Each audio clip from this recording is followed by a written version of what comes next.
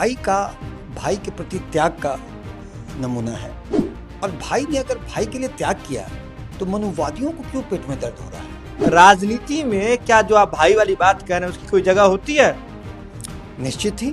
उस समय से मुकेश सहनी कह रहे थे कि गौरा बराम पर तो डेफिनेटली हम ही लड़ेंगे। आरजेडी ने कहीं वापस लिया। देखिए, आरजेडी पहले तो कुर्बानी की बात कर लें। नमस्कार, लाइव सीरीज देख रहे हैं आप। बिहार चुनाव में प्रथम चरण के लिए जैसे ही मतदान थमा उसके बाद बिहार की राजनीति में ऐसी करवट ले ली जिसके बाद इसकी चर्चा हर जगह हो रही है। वीआईपी पार्टी जिसके सुप्रीमो मुकेश सहनी हैं, उन्होंने अपने सबसे प्रतिष्ठित सीट गौरा बौराम पर अपने प्रत्याशी और वीआईपी पार्टी के जो राष्ट्रीय अध्यक्ष भी हैं संतोष सहनी, मुकेश सहनी के भाई हैं, उन्हें बैकआउट कर लिया। जिसके बाद राजनीतिक गलियारों में हलचल मची हुई है कि आखिर मुकेश सहनी ने ऐसा क्यों किया और मुकेश सहनी के राजनीति पर और उनके स्ट्रेटजी पर लगातार सवाल खड़े किए जा रहे हैं। हमारे साथ बातचीत के लिए वीआईपी पार्टी के राष्ट्रीय प्रवक्ता डॉक्टर सुनील जी मौजूद हैं। सर, क्या ऐसी क्या दिक्कत हो गई, क्या मजबूरी थी कि लास्ट मोमेंट में जाकर के आपने बैकआउट कर लिया? देखिए, हमने जो अपना विड्रॉ किया कैंडिडेचर अपने सबसे दिल के करीब प्रेस्टिजियस सीट गौरा बौराम से, तो एक भाई का भाई के प्रति त्याग का नमूना है। और भाई ने अगर भाई के लिए त्याग किया तो मनुवादियों को क्यों पेट में दर्द हो रहा है? तरह तरह की इस पे उपमाएं दे रहे हैं। अरे, स्पष्ट है कि अभी जो बिहार है वो एक फांसीवादी सरकार से हटके एक समाजवादी सरकार की तरफ जा रहा है। एक वृद्ध अशक्त नेतृत्व से होकर के युवा नेतृत्व द्वय, तेजस्वी और मुकेश सहनी का द्वय की ओर जा रहा है।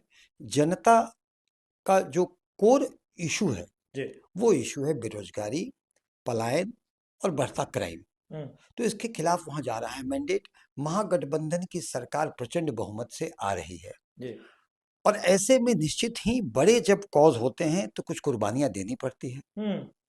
हम लोगों ने अफजल अली को बहुत समझाने की कोशिश की, वो नहीं समझे। तेजस्वी यादव जी ने अपना वीडियो दिया, आरजेडी ने उनको निष्कासित किया। मगर आखिर भाई तो भाई है। तो जब एक भाई नहीं माना तो दूसरे भाई ने एक त्याग बलिदान का परिचय देते हुए बड़े कॉज के लिए कि महागठबंधन की सरकार बने, तेजस्वी मुख्यमंत्री बने, मुकेश सहनी जी उप मुख्यमंत्री बने, इसके लिए हमने वहां से विड्रॉ किया और अपना समर्थन अफजल अली को दे दिया ताकि वोटों का, मतों का विभाजन न हो और भाजपा ऐसी शक्ति नहीं आए। अच्छा, आप जो बात कह रहे हैं ये बात तो मुकेश सहनी अपने प्रेस कॉन्फ्रेंस में भी कह चुके हैं, लेकिन इसके बाद जो राजनीतिक हलचल मची हुई है और खासकर जो सहनी समाज के लोग, जो निषाद समाज के लोग आपकी पार्टी पर भरोसा जताते थे, आपके नेता के पीछे चलते थे, उनके लिए तो ये अपमानजनक लग रहा है ना उन्हें कि समर्थन भी किसको दिया? अफजल अली को, जिसे मुकेश खुद जो है तेजस्वी यादव अपनी पार्टी से निष्कासित कर चुके थे। कल ही जो है वह वीडियो जारी कर दिए थे तेजस्वी यादव कि वहां से महागठबंधन के एकमात्र प्रत्याशी हैं वह संतोष सहनी है, उनके पक्ष में वोट दे। उसके बाद क्या मजबूरी हो गई थी? मतलब तेजस्वी यादव भी समर्थन दे रहे हैं सब। और राजनीति में क्या जो आप भाई वाली बात कह रहे हैं उसकी कोई जगह होती है? निश्चित ही। भाई की जगह भाई नहीं, क्यों नहीं होगा? भाई के लिए कुर्बानी दी गई। अमजद अली भी हमारे ही अंग थे।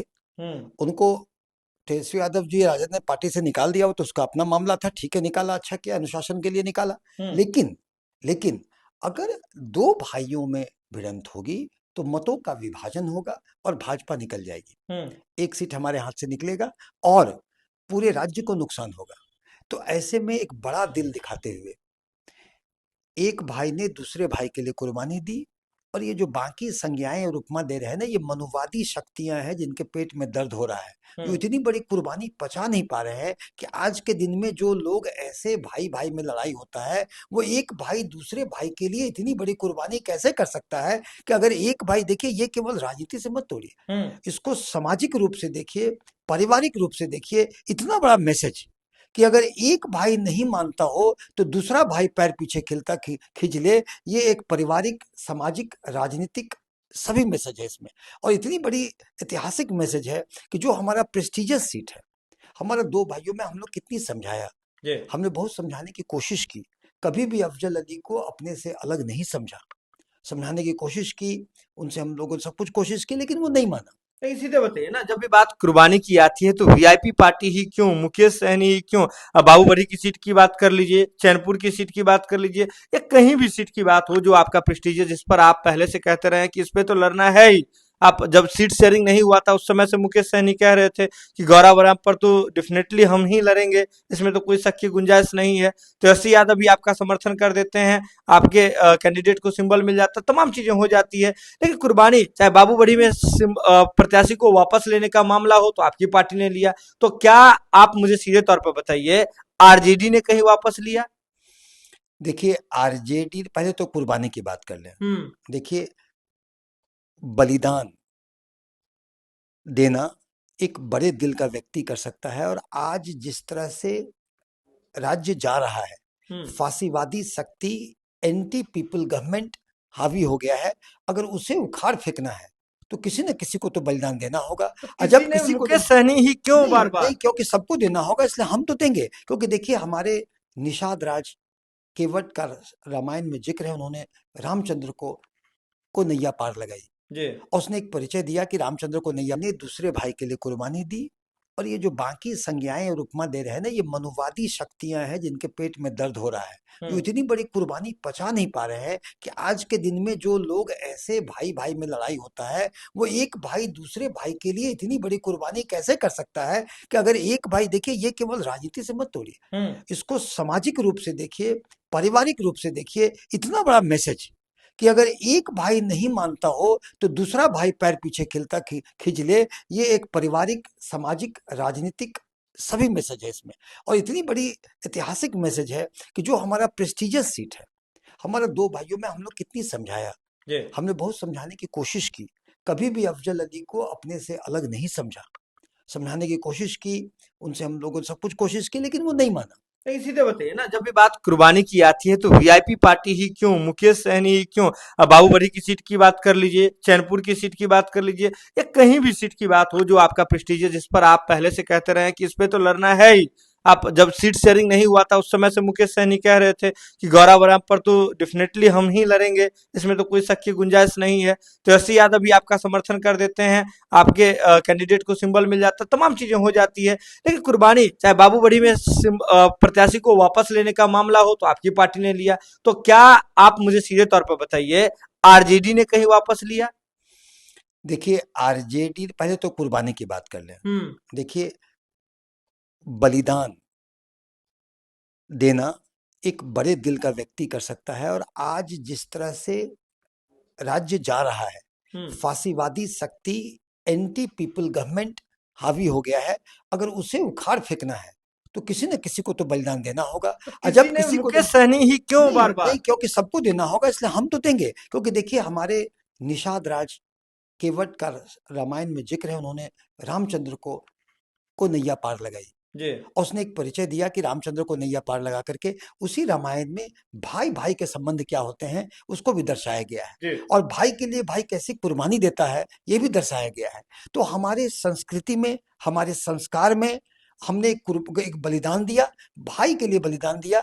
दो भाई थे, मनाने की कोशिश की, एक भाई नहीं माना, तो दूसरे भाई ने वहां पर पैर पीछे खींचा, उसके लिए बलिदान दिया। ये एक संदेश पारिवारिक, सामाजिक और राजनीतिक सारा संदेश है, और ये एक बड़ा दिल वाला व्यक्ति कर सकता है। जी देखिए, एक तो राज्य को बचाना है, देश को बचाना है, और हमारे महागठबंधन परिवार को ही बचाना है, और एक समाज में संदेश भी देना है। तो इतना कोई विशाल हृदय का महामानव भी कर सकता है, जो हमारे आदरणीय सन ऑफ बना मुकेश सहनी जी साबित हुए हैं। सहनी समाज को कैसे समझाएंगे, कैसे मानेगा सहनी समाज? 2020 में चुनाव से पहले भी जो परिस्थिति बनी थी, अब तो सहनी समाज को वो याद आ रहा है। सहनी समाज के लोग सोशल मीडिया पे पूरा भरा हुआ है, क्या क्या लिख रहे हैं, आपके नेता को कह रहे हैं कि मैदान से भाग गए और मैदान से भागने वाले कायर हैं, क्या क्या लिख रहे हैं लोग? देखिए, निषाद समाज 22 उपजातियों सहित जाति आधारित जनगणना में 9.65% है, जो वास्तव में 12-14% है। इसके एकमात्र सर्वमान्य नेता आदरणीय सन ऑफ मल्लाह मुकेश सहनी जी हैं। जी। और सर्वमान्यता का मतलब होता है जिनको वोट ट्रांसफरिंग कैपेसिटी हो। तो जो संदेश, जो स्टैंड हमारे आदरणीय सन ऑफ मल्लाह मुकेश सहनी जी लेंगे, वो सहनी समाज, निषाद समाज फॉलो करता है। इसमें कहीं कोई दिक्कत नहीं है क्या करना है। और इसके साथ ही अगर देख लें तो अभी के समय में एक बड़ी जिम्मेवारी भी हमारे आदरणीय सन ऑफ मल्लाह मुकेश सहनी जी को है, क्योंकि उसे राज्य, अभी 14 नवंबर के बाद आप जानते हैं महागठबंधन की सरकार बनने वाली है। वो अच्छा, आप लोग दावा करते हैं। हाँ, वो उप मुख्यमंत्री बनेंगे। तो एक बड़े कॉज में बिहार को ले जाना है आगे, सभी को ले आना है आगे, तो उसमें निश्चित ही अपना व्यक्तित्व तो दिखाना होना ही चाहिए। और उन्होंने एक व्यक्तित्व को दिखा किया कि कैसे त्याग, बलिदान, कुर्बानी दी जाती है। और ये जो संदेश है ना, भाई ने भाई के लिए कुर्बानी दी, और जो कह रहे हैं कि लोग ऐसे वैसे करते हैं, तो आपको पता नहीं है कि सोशल मीडिया में एक टीम हायर होती है किसी का मड स्लिंगिंग के लिए, करने के लिए, बदनाम करने के लिए। तो देखिए वो मनुवादी, मैंने फिर के रिपीट करता हूँ, एक भाई ने दूसरे भाई के लिए कुर्बानी दी, तो मनुवादी शक्तियों को पेट में दर्द क्यों? देखिए, डॉक्टर सुनील हमारे साथ अभी मौजूद थे, वीआईपी पार्टी के राष्ट्रीय प्रवक्ता हैं। कह रहे हैं मुकेश सहनी ने बड़े भाई का फर्ज निभाया है, बड़ा दिल दिखाया है और भाई के लिए कुर्बानी दी है। कह रहे हैं कि महागठबंधन का एकमात्र लक्ष्य है कि कैसे बिहार में जो एनडीए की सरकार आ रही है उसको रोकना, तो उसी के तहत इस तरह का फैसला लिया है। लेकिन कह रहे हैं कि जब मुकेश सहनी ने ऐसा फैसला लिया है तो मनुवादी जो शक्ति है उसके पेट में दर्द हो रहा है। हालांकि क्या कुछ होगा आने वाले समय में, मुकेश सहनी का यह बलिदान कितना खिल करके सामने आएगा या कितना सफल होगा, या फिर इस महागठबंधन की अगर सरकार बनती है तो उसमें कितना योगदान दे पाएगा, मुकेश सहनी का आगे क्या होगा, उनके राजनीतिक भविष्य का क्या होगा, ये तमाम चीजें भविष्य की गोद में छुपा हुआ है। तो आप जुड़े रहे लाइव सिटीज के साथ। लाइव सिटीज पर पल पल की अपडेट हम आप तक पहुंचाते रहेंगे। अब देखते रहें लाइव सिटीज। लाइव सिटीज पर खबरों का सिलसिला लगातार जारी है।